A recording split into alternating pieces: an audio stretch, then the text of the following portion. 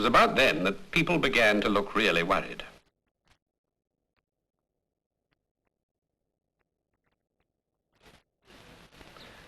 Mr. Chamberlain reported to the cabinet and the nation that the Czechs wouldn't accept Hitler's demands and that Hitler's patience was exhausted. Screaming his head off he was, that the Sudeten Germans were being forced to flee from the oppression of the terrible Czechs. Poor, helpless Sudeten Germans.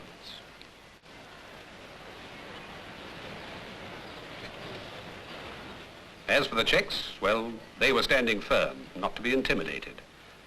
Their army was mobilized, and they were ready for anything.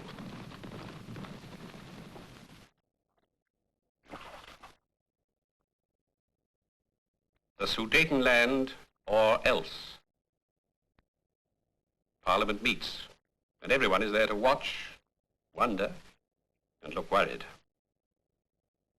And those who remembered what the last war had been like looked the most worried of the lot. And there were plenty still to remember.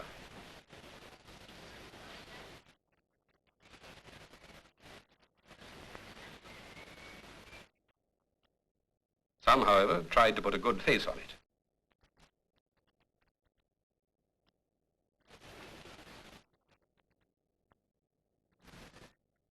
My dear, all around the park and everywhere. You never saw such digging. Normally, if I so much as asked your father to pull up a weed, well, it's more than my life's worth.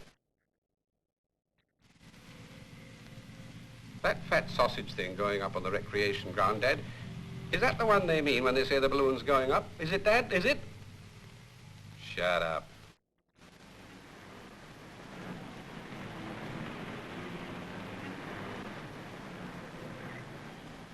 But there can't be a war. Asking you to join up. It's all nonsense. Anyway, Will is much too young to go, and well, you know it. Can't stop him, dear, if he wants to.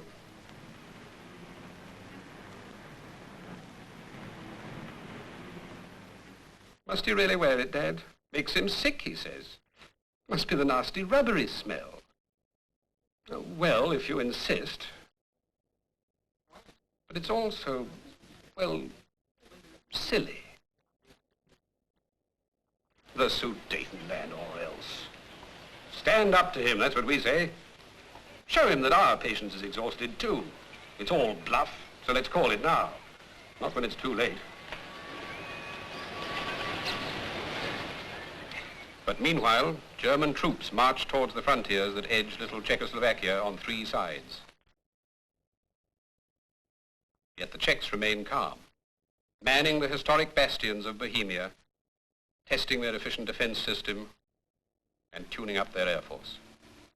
The Czechs are ready.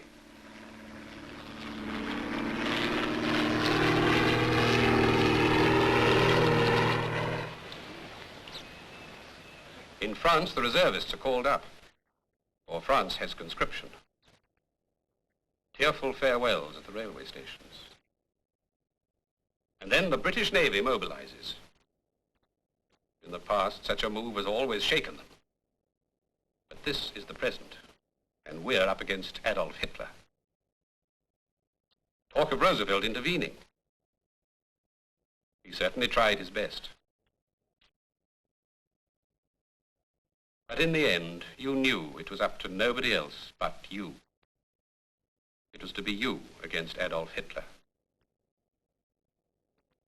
Well, I mean to say, he shouldn't do it, should he? It ain't right, is it? No, it ain't right.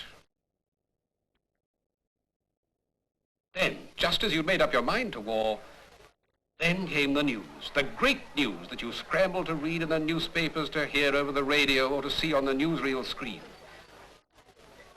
The news of Munich.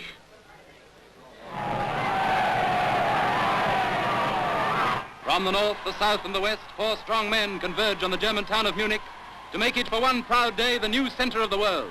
Germany and Italy, side by side. The past is forgotten, the world thinks only of the future, as the first plane brings the Prime Minister of France, Monsieur Daladier.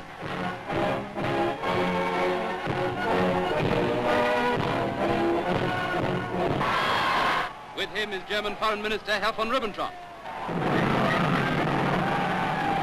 Mr. Chamberlain.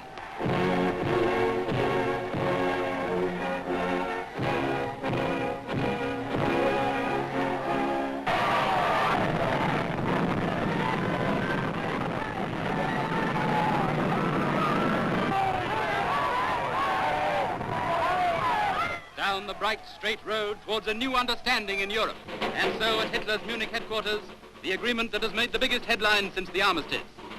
Let no man criticize the bargain that the statesmen of Britain and France have struck until he has attempted to add up the total price that might have had to be paid for any other settlement, a price in death and destruction.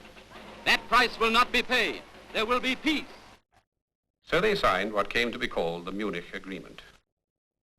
And we were all so relieved that we failed to notice that he'd got even more than he'd asked for by just giving in at the last moment.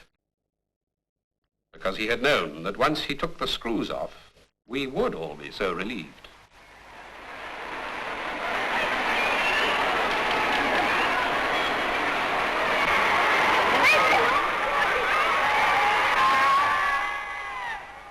This morning, I had another talk with the German Chancellor, Herr Hitler.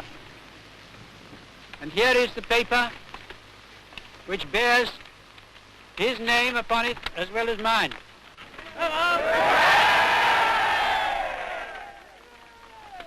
Some of you perhaps have already heard what it contains, but I would just like to read it to you.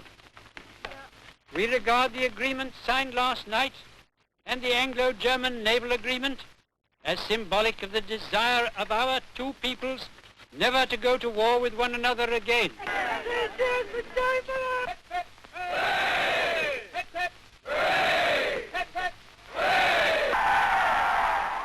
3 cheers for Mr. Chamberlain. And in Germany, it was 3 cheers for our great leader who brings us the Sudetenland with peace. For Adolf Hitler, the peace-loving wonder boy. And 3 cheers for Monsieur de Ladier of France, who also helped keep the peace. And 3 cheers for Il Duce, who had lent his good name to the proceedings just at the right moment. And 3 cheers for President Beneš of Czechoslovakia, the man now forced to sign away his country's security so that others might still sleep peacefully in their beds.